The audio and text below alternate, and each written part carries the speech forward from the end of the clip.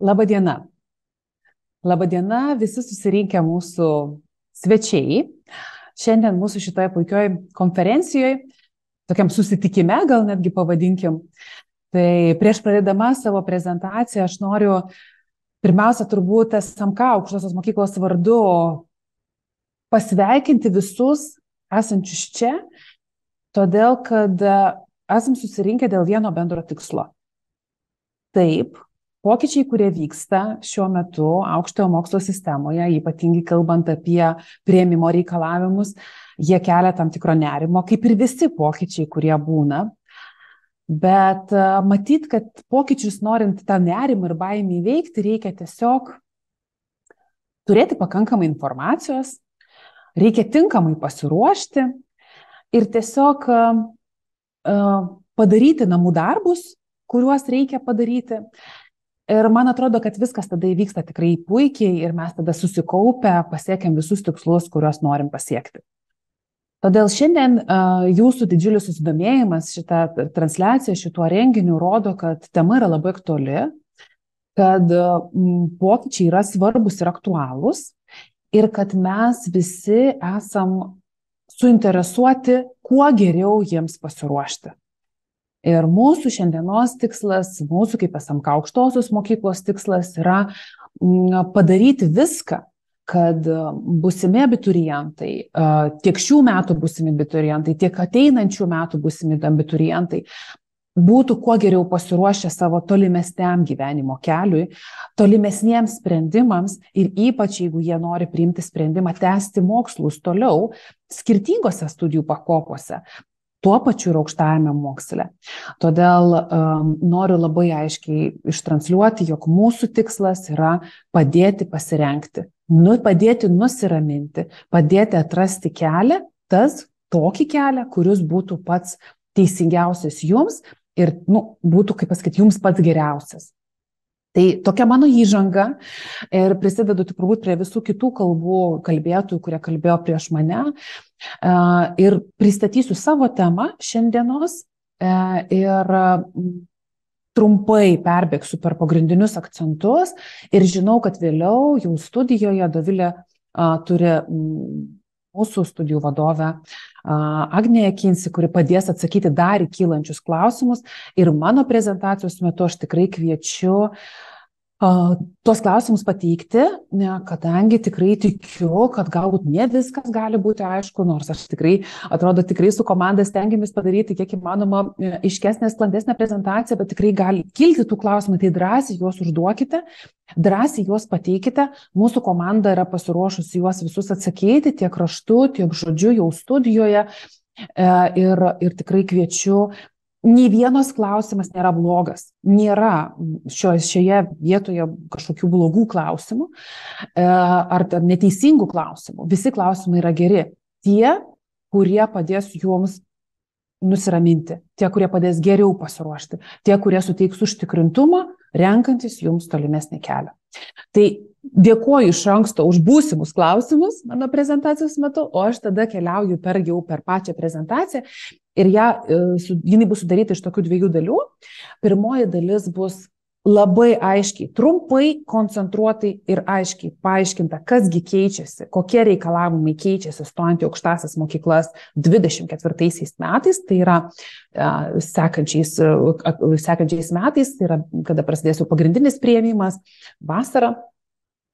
Ir taip pat aš trumpai pristatysiu, o kokie yra dar alternatyvūs keliai studijuoti skirtingose studijų lygmenyse ir kaip galima sukurti mokymosi grandinę, kuri tikrai užaugina kompetentingą specialistą, suteikia kompetencijos ir kaip ta grandinė gali būti adaptuojama pagal tai, koks stojančiojo pasirengimas yra studijuoti.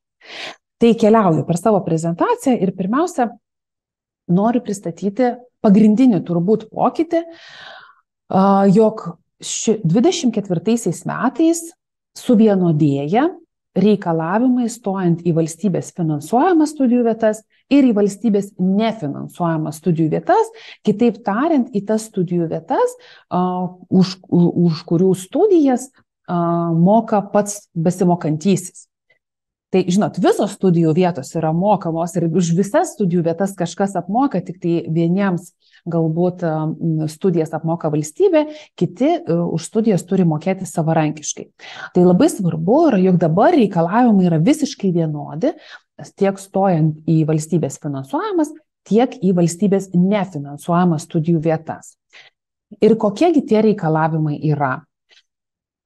Tie reikalavimai yra ženkliai griežtesni, negu buvo iki šiol, ir 24 metų priėmime tie abiturientai, kurie vidurinę pabaigs 24 metais, norėdami studijuoti aukštojoje mokykloje, privalo būti išlaikę 3 valstybinius brandos egzaminus. Tai yra lietuvių kalbos ir literatūros valstybinį brandos egzaminą, matematikos ir vieną bet kokį laisvai pasirenkamąjį egzaminą. Tai yra minimalūs reikalavimai ir neturint šitų egzaminų, neišlaikius jų, neturint jų įvertinimų, tai yra 3 valstybinių egzaminų, joks abiturientas, baigęs vidurinę 24 metais, negalės studijuoti aukštojoje mokykloje. Pokytis yra ženklus, nes iki šiol galiojo truputį kitokie reikalavimai ir net nesvarbu, ar abiturientas renkasi mokamą studijų vietą ar valstybės finansuojamą studijų vietą, šitas 3 valstybinių brandos egzaminų reikalavimas išlieka, jis yra tikrai svarbus ir todėl jeigu tie, kurie planuoja, dabar esantis 12-okai planuoja stoti aukštąją mokyklą, jie jau turėtų būti pasirinkę laikyti šitos 3 valstybinius egzaminus. Kitas svarbus aspektas, kad tuos egzaminus reikia išlaikyti tam tikrų lygių. Jeigu abiturientas, stojantysis, norėtų studijuoti universitetinėse studijose, tai yra bet kuriame Lietuvos universitete, jo tų 3 prieš tai mano minėtų egzaminų valstybinių vidurkis įvertinimų turi būti nemažesnis nei 36 balai iš 100 galimų. Tai reiškia, kad jis gali tuos egzaminus turi išlaikyti ne bet kaip, bet tam tikrų lygių ir jo pažangumas turi būti toks, jog sudėjus tuos egzaminus, jų įvertinimus, jo vidurkis turi būti 30, tų egzaminų įvertinimų vidurkis turi būti 36 balai. Stojant į kolegines studijas, tie 3 valstybiniai brandos egzaminai, kurie yra, mano minėti jau anksčiau, turėtų būti išlaikyti ne mažesniu kaip 16 balų lygiu. Šitoje vietoje aš tikiu, kad gali kilti klausimų jums dėl konkursinio balo, nes dabar apie konkursinį balą mes nekalbame. Ir galbūt, jeigu domėjotės priėmimo sąlygomis tokiomis, kokios buvo anksčiau, turbūt esate girdėję, jog, pavyzdžiui, stojant į valstybės finansuojamą studijų vietą koleginėse studijose, mažiausias konkursinis balas turi būti 4,3, į universitetinės studijas mažiausias konkursinis balas yra 5,4. Tačiau aš labai noriu atsakant numanomą jūsų klausimą pasakyti, jog šiandien dienai konkursinis balas yra svarbus tik sudarant studentų konkursinę eilę arba aukštoji mokykla gali nusistatyti minimalų konkursinį balą. Dar truputį detaliau paaiškinsiu. Tai, ką mes matome dabar skaidrėse, jog norint stoti aukštąsias mokyklas, reikia išlaikyti 3 valstybinius egzaminus tam tikrų lygių, tai yra minimalus reikalavimas. Taip, pavyzdžiui, į kolegiją 3 valstybiniai egzaminai, 16 balų kiekvienas, ir tai yra minimalus minimalus reikalavimas. Tačiau aukštoji mokykla gali nustatyti, jog ir truputį aukštesni reikalavimai yra keliami, stojant į tą aukštąją mokyklą. Šiandien dienai kol kas aukštosios mokyklos nėra nustačiusios detalių reikalavimų, tai yra konkursinio balo kažkokios tai vertės arba kažkaip kitaip interpretuotų egzaminų rezultatus, tačiau jos tą padaryti gali. Toks įstatymas leidžia aukštosiom mokyklom nustatyti ir truputį aukštesnius reikalavimus, negu yra minimalūs reikalavimai. Tai apie tai aukštosios mokyklos tikrai paskelbs jau artėjant pavasariui, apie kovo mėnesį dažniausiai, tai preliminariai yra skelbiamos priėmimo taisyklės, kovą, balandį, kaip kurios aukštosios mokyklos pasirenka, iki birželio 1 visos privalo paskelbti priėmimo taisyklės, jos paskelbs, galbūt taikys kažkiek tai aukštesnius reikalavimus, stojant į konkrečią aukštąją mokyklą. Kitas aspektas, ką aš jau minėjau, kad konkursinis balas išlieka, jis tampa svarbus sudarant stojančiųjų konkursinę eilę.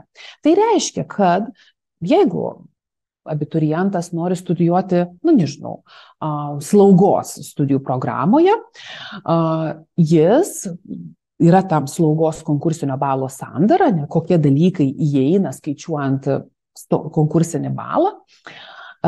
Ir visi kiekvienam abiturientui bus apskaičiuotas tas konkursinis balas tam, kad tiesiog juos sustatyti tam tikrą eilę. Kažkas turi geriausius mokymosi rezultatus, ir žemėjančia tvarka, jie yra visi surikiuojami tam tikrą eilę. Kam tai yra reikalinga? Tai yra reikalinga tokiu atveju, jeigu mes aukštoji mokykla skirsto valstybės finansuojamas studijų vietas, tai yra kažkoks ribotas skaičius valstybės finansuojamus vietų skaičiaus, natūralu, kad pirmieji esantys sąraše pretenduoja į valstybės finansuojamas studijų vietas, o taip pat galbūt aukštoji mokykla turi ribotą vietų skaičių apskritai toje studijų programoje, dėl materialiųjų išteklių. Pavyzdžiui, gali priimti ne daugiau kaip 30 studentų į tam tikrą studijų kryptį. Tai natūralu, kad taip pat ta konkursinė eilė turės įtakos renkantis, tiesiog parenkant, kas įstojo į aukštąją mokyklą, kas ne.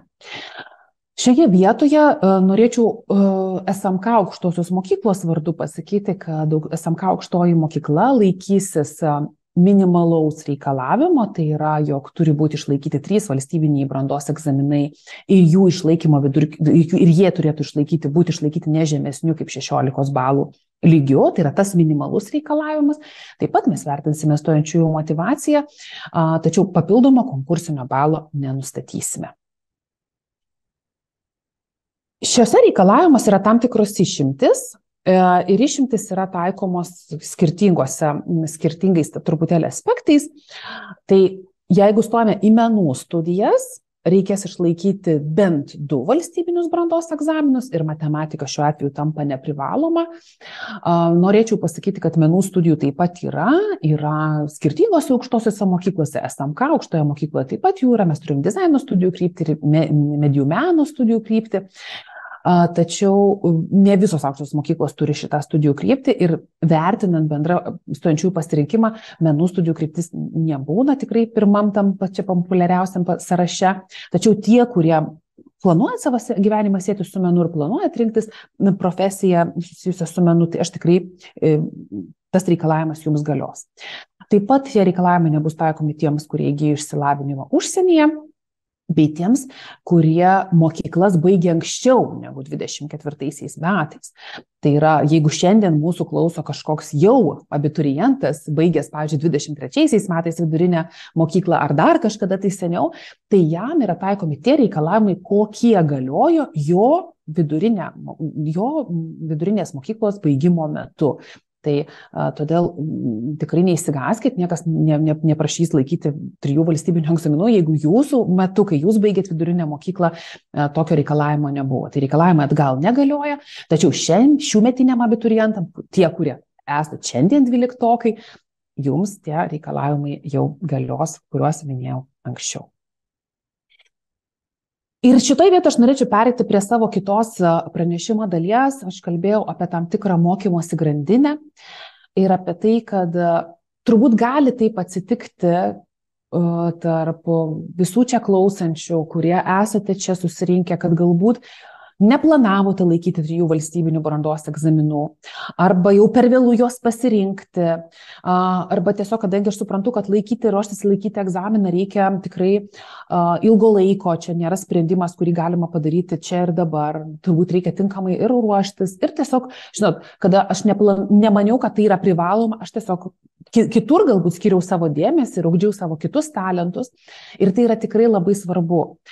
Ir aš tikrai labai aiškiai noriu pasakyti, kad mūsų SMK aukštosios mokyklos požiūriu labai svarbu, kad kiekvienas žmogus yra asmenybė, kiekvienas žmogus turi savo stipriasias pusės, silpnesnės pusės. Ir dažnai būna pasirenkama ugdyti savo stiprybės ir galbūt mažiau skiriant laiko tom pusėm, kurios yra netiek išreikštos, ir atskleisti save kaip žmogų ir nebūtinai per valstybinius brandos egzaminus, o kitais aspektais.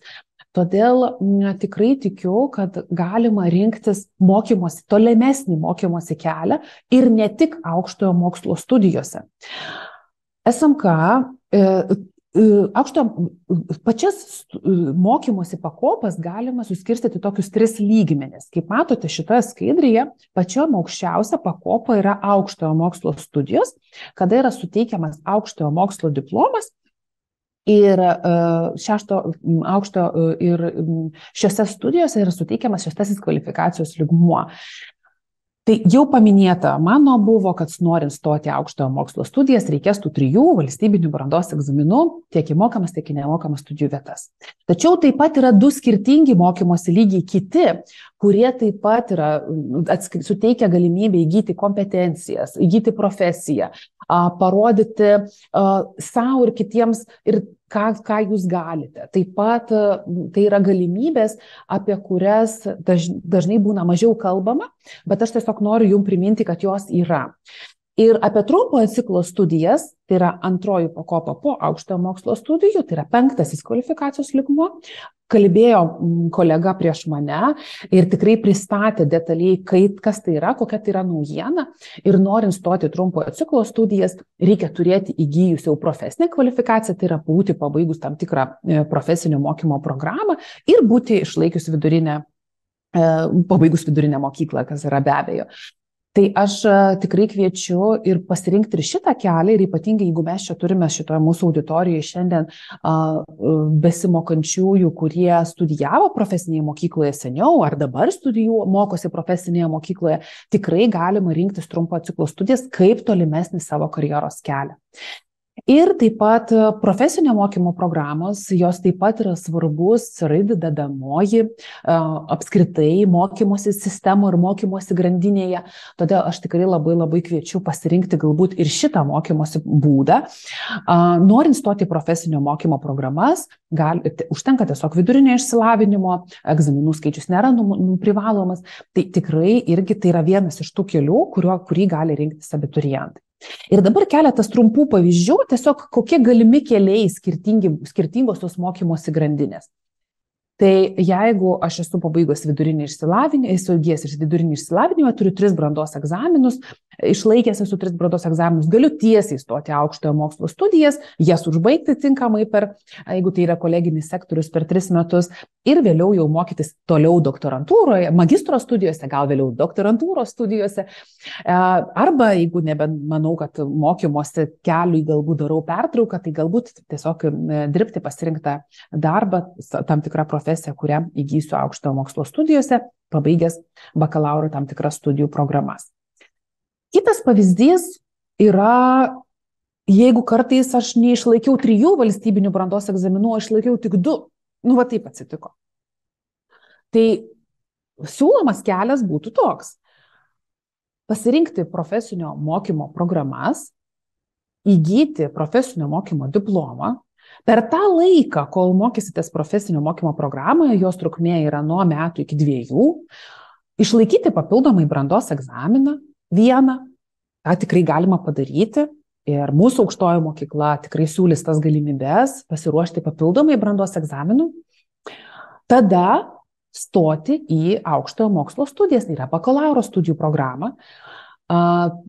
Galiu pasakyti, jog dalis mokymosi rezultatų, kuriuos jūs įgysite profesinio mokymo programuose, bus įskaityti, gali būti įskaityti į bakalauro studijose, todėl tikrai tos bakalauro studijos gali tapti truputį trumpesnės ir, kas yra ypatingai svarbu, jūs turėsite 2 profesinę kvalifikaciją. Tai yra 1 profesinę kvalifikaciją įgysite profesinio mokymo programuose, kitą įgysite bakalauro studijose. Antras mokymosi, ir trečias mokymosi kelio pavyzdys yra, kada mes mokomės profesinio mokymo programoje, vėliau mokomės trumpojo ciklo programoje ir dar vėliau mokomės bakalauro studijų programoje, tai yra aukštajame moksle. Toks kelias, jis atrodo tik labai ilgas ir sudėtingas, tačiau iš tikrųjų tai yra, jis kiekvieną kartą truputį trumpėja, dėl to, kad įgijus profesinio mokymo studijas, mes turime trumpasias studijas, jos yra trumpesnės, o bakalauro studijose dalis to mokymosi rezultatų taip pat gali būti įskaityta iš praėjusio laikotarpio. Taigi, turbūt galimybių yra nemažai ir mes SMK aukštoje mokykloje profesinio mokymo programų taip pat turime. Siūlome visiems, kurie galbūt negali tiesiai įstoti, arba tiesiog pasirenka kitą būdą. Tai ir IT studijų kryptyje, ir verslo vadybos studijų kryptyje, grožio ir sveikatos studijų kryptyje. Tai yra mokymo programos, į kurias galima stoti pabaigus vidurinę, net ir neturint 3 valstybinių brandos egzaminų. Jeigu esu pabaigęs vidurinę mokyklą ir jau turiu profesinę kvalifikaciją, SMK aukštoje mokykloje galiu rinkti trumpojo ciklo studijas programavimo srityje, arba tiems, kurie turėsite 3 valstybinius brandos egzaminus išlaikę, siūlome 21 studijų programą skirtingose studijų kryptyse. Tai yra ir informatikoje, ir verslo ir viešosios vadybos, sveikatos moksluose, socialiniuose moksluose ir menuose. Detaliau apie visas šitas studijų programas ir apie visą informaciją apie SMK aukštąją mokyklą galite rasti mūsų SMK svetainėje arba skanuodami šitą QR kodą. Tai ačiū Jums labai už dėmesį, dėkoju, kad manęs išklausėte ir aš labai kviečiu dar kartelį klausti klausimų. Šiandien, dabar jau mano kolegių, kurios tikrai nuoširdžiai atsakys, mes esam pasirengę visą komandą atsakyti į juos. Dėkoju.